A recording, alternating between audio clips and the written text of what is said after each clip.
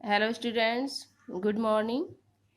आज मैं क्लास 8 का चैप्टर 3 कहानी पढ़ा रही हूँ, चीफ की दावत। ओके,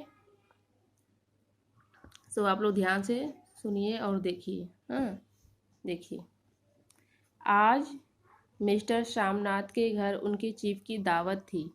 श्यामनाथ और उनकी धर्मपत्नी को पसीना पोंछने तक की फुर्सत न थी। पत्नी ड्रेसिंग गाउन पहने उलझे हुए बालों का जूड़ा बनाए परेशान हालत में थी और मिस्टर श्यामनाथ सिगरेट पर सिगरेट फूंकते हुए चीज़ों को हाथ में थामे एक कमरे से दूसरे कमरे में आ जा रहे थे। आखिर 5 बजते बजते तैयारी मुकम्मल होने लगी। कुर्सियाँ, मेज, नैपकिन, फूलदान सब बरामदे में पहुंच गए। ड्रिंक का इंतजाम बैठक में कर दिया गया। घर का देखिए,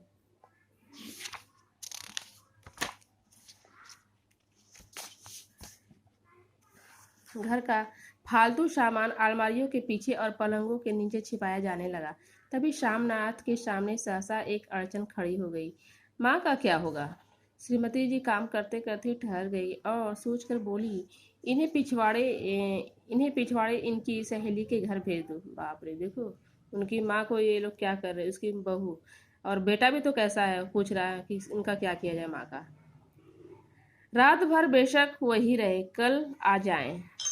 श्यामनाथ सिर हिलाकर बोले, नहीं, मैं नहीं चाहता कि उस बुढ़िया का आना जाना यहाँ फिर से शुरू हो। माँ से कहो कि जल्दी से खाना खाकर शाम को ही अपनी कोठरी में चली जाए।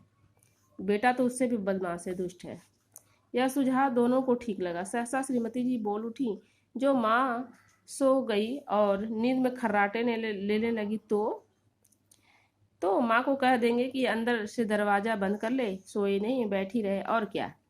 थोड़ी ही देर की बात थोड़ी देर की तो बात है। सब कुछ निश्चित करने के बाद श्यामनाथ अपनी माँ के पास पहुंचे। उन्होंने माँ से कहा, माँ आज तुम खाना जल्दी खा लेना, मेहमान लोग 7:30 बजे आ जाएंगे। माँ ने धीरे से मुंह से दुपट्टा हटाया और बेटे को देखते हुए कहा, आज मुझे खाना नहीं खाना है। बेटा, तुम तो जानते हो कि जिस दिन मांस मछली बनती है उस दिन मैं कुछ नहीं खाती। जैसे भी हो अपने काम से जल्दी निपट लेना। अच्छा बेटा, और माँ जल्दी सो मत जाना। तुम्हारे खर्राटों की आवाज़ दूर तक जाती है। माँ लज्जित सी आवाज़ में बोली, क्या करूँ बेटा, मेरे बस की बात तो है नहीं। जब से बीमारी से उठी हूँ नाक से सांस नहीं ले सकती। मिस्टर सामनाथ माँ को लेकर अभी भी परेशान थे। क्षोभ और क्रोध में वह झुंझलाने लगे। एक कुर्सी को उठाकर बरामदे में कोठरी के बाहर खड़कते हुए बोले, आओ माँ, इस पर जरा बैठो तो। माँ माला संभालती पल्ला ठीक करती उठी और धीरे से कुर्सी पर बैठ गई। यूं नहीं माँ, टांगे ऊपर चढ़ाकर नहीं बैठते, यह चारपाई नहीं है। माँ ने टांगे नीचे कर ली। और हाँ, खुदा के वास्ते नंगे पाँव नहीं घूमना, न ही वह खड़ाऊ पहनकर सामने आना। किसी दिन तुम्हारी खड़ाऊ उठाकर मैं बाहर फेंक दूंगा। माँ चुप रही। कपड़े कौन से पहनोगी माँ? जो है वही पहनूंगी बेटा। माँ को सिर से पाँव तक देखते हुए बोला, तुम सफ़ेद कमीज और सफ़ेद सलवार पहन लो माँ, पहन कर आओ तो जरा देखूं। माँ सफ़ेद सलवार कमीज पहनकर बाहर निकली। छोटा सा कद, सूखा हुआ शरीर, धुंधली आंखें, सिर के आधे झड़े हुए बाल पल्ले की ओट में छिपे हुए थे। चलो ठीक है, कोई चूड़िया हो तो वह भी पहन लो, कोई हर्ज नहीं। चूड़िया कहाँ से लाऊं बेटा, तुम तो जानते हो सब जेवर तुम्हारी पढ़ाई में बिक गए। यह वाक्य श्यामनाथ को तीर की तरह लगा। तुनक कर बोले, यह कौन सा राग छेड़ दिया माँ, सीधा कह दो कि नहीं है जेवर बस। 5:30 बज चुके थे। अभी मिस्टर श्यामनाथ को खुद भी तैयार होना था। वे एक बार माँ को हिदायत देने आ गए। माँ रोज की तरह गुमसुम बन के नहीं बैठी रहना। अगर साहब अचानक इधर आ निकले और कोई बात पूछे तो ठीक से जवाब देना। मैं पढ़ी लिखी तो हूँ नहीं, मैं क्या बात करूँगी, तुम ही कह देना कि माँ अनपढ़ है, कुछ जानती समझती नहीं। माँ का जी चाहा कि चुपचाप अपनी सहेली के घर चली जाए, मगर बेटे के हुक्म को कैसे टाल सकती थी। चुपचाप कुर्सी पर से टांगे लटकाए वहीं बैठी रही।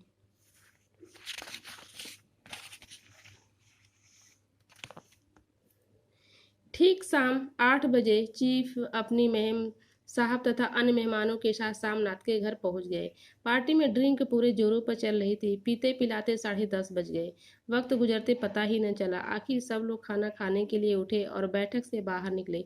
आगे आगे शामनाथ रास्ता दिखाते हुए, पीछे पीछे स्ट्रीप और दूसरे मेहमान बरामदे में पहुंचते ही शामनाथ सहसा ठिठक गए। उन्होंने देखा कि माँ कुर्सी पर ज्यों की त्यों बैठी थी। सिर दाएं से बाएं और बाएं से दाएं झूल रहा था और लगातार खर्राटों की आवाजें आ रही थी। श्यामनाथ गुस्से से लाल पीला हो गया। जी चाहा कि माँ को हिलाकर उठा दे, मगर ऐसा करना संभव न था, क्योंकि चीफ और बाकी मेहमान पास ही खड़े थे। माँ को देखते ही अफसरों की कुछ स्त्रियां हंस दी। इतने में चीफ ने धीरे से कहा, पुअर डियर, मतलब बहुत ही ये हैं, वो बूढ़ी हो गई हैं, प्यारी लग रही हैं। माँ हड़बड़ा के उठ बैठी। सामने खड़े इतने लोगों को देखकर घबरा गई। झट से पल्ला सिर पर रखती हुई संभल कर बैठ गई। माँ तुम जाकर सो जाओ। तुम क्यों इतनी देर तक जाग रही थी? और खिसियाई हुई नजरों से सामना चीफ के मुंह की ओर देखने लगे। चीफ के चेहरे पर मुस्कुराहट थी। वह वहीं खड़े खड़े बोले, नमस्ते। माँ ने झिझकते हुए अपने में सिमटते हुए दोनों हाथ जोड़े, मगर एक हाथ दुपट्टे के अंदर माला को पकड़े हुए था और दूसरा बाहर। ठीक तरह से नमस्ते भी न कर पाई। इतने में चीफ ने अपना दाया हाथ मिलाने के लिए आगे किया। माँ हाथ मिलाओ। पर माँ ने घबराहट में बायां हाथ ही आगे बढ़ा दिया। यूं नहीं माँ, तुम तो जानती हो दायां हाथ मिलाया जाता है। मगर तब तक चीफ माँ का बायां हाथ ही बार बार हिलाकर कह रहे थे, how how do you do. कहो माँ, मैं ठीक हूँ, खैरियत से हूँ। माँ धीरे से सकुचाते हुए बोली, हाउ डू डू। श्यामनाथ अंग्रेजी में बोले, मेरी माँ गांव की रहने वाली है, उम्र भर गांव में रही है, इसलिए शर्मा आ रही है। साहब इस पर खुश नजर आए। बोले, सच मुझे गांव के लोग बहुत पसंद है। तब तो तुम्हारी माँ गांव के गीत नाच भी जानती होंगी। माँ, साहब कोई पुराना गीत सुनना चाहते हैं? मैं क्या गाऊं बेटा, मुझे कहाँ आता है। माँ, कोई बढ़िया टप्पे सुना दो, दो पत्तर अनारा दे दे। चीफ और उनके मेहमानों ने खूब तालियां पीटी तथा पुराना विवाह का गीत गाने को कहा। माँ सुनाओ।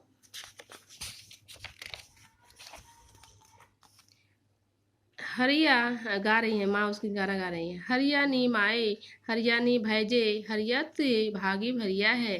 तालियों से पूरा घर गूंज उठा। तालियां थमने पर साहब बोले, क्या पंजाब के गांव की दस्तकारी है आपके पास? सामनाथ खुशी से झूम उठे। बोले, बहुत कुछ है साहब, मैं आपको उन चीज़ों का एक सेट भेंट करूंगा। आप उन्हें देखकर बहुत खुश होंगे। मगर साहब ने फिर सिर हिलाकर कहा, नहीं, मैं दुकानों की बनी हुई चीज़ नहीं मांग रहा हूँ। मैं पंजाबियों के घरों में जो औरतें बनाती हैं वह मांग रहा हूँ। सामनाथ कुछ सोचते हुए बोले, अच्छा आप फुलवारी की बात कर रहे हैं? फुलकारी क्या? साहब ने कहा।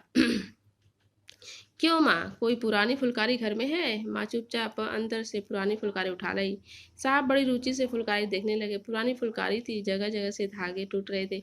साहब की रुचि देखकर श्यामनाथ बोले, मैं आपको नहीं बनवा दूंगा। माँ चुप रही, फिर डरते हुए बोली, अब मेरी नज़र कहाँ है बेटा, बुरी आंखें क्या देखेंगी।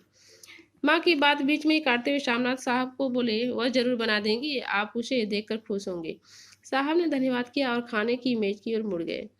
माँ धीरे से उठी और सबसे नजरें बचाती हुई अपनी कोठरी में चली गई। मगर कोठरी में बैठने की देर थी कि आंखों से छल छल आंसू बहने लगे। वह दुपट्टे से बार बार पोंछती, पर आंसू बार बार उमड़ाते। आधी रात का वक्त हो गया था। मेहमान खाना खाकर जा चुके थे। तभी सहसा माँ को कोठरी का दरवाजा जोर से खटकने की आवाज आई। माँ, दरवाजा खोलो। माँ का दिल बैठ गया, बहुत घबरा गई। लगता है श्यामनाथ, क्या उसने अभी तक क्षमा नहीं किया? माँ उठी और कांपते हाथों से दरवाजा खोल दिया। दरवाजा खुलते ही श्यामनाथ झूमते हुए आगे बढ़े और माँ को आलिंगन में भर लिया। ओ माँ, तुमने तो आज कमाल कर दिया। साहब तुमसे बहुत खुश थे। अब तो मेरी तरक्की पक्की हो जाएगी। माँ की आंखों में फिर आंसू आ गए। उन्हें पोंछते हुए माँ धीरे से बोली, बेटा मुझे हरिद्वार भेज दो, अब मैं यहाँ न रहूँगी। क्या हुआ माँ, यह कौन सा राग तुमने फिर से छेड़ दिया? नहीं बेटा, अब तुम अपनी बहू के साथ जैसा मन चाहे रहो। अब मैं यहाँ क्या करूँगी, तुम मुझे हरिद्वार भेज दो। तुम चली जाओगी तो फुलकारी कौन बनाएगा? वाह, मेरी आंखें अब कमजोर हो गई हैं, तुम कहीं और से बनवा लो, बनी बनाई ले लो। माँ, तुम मुझे धोखा देकर यूं चली जाओगी?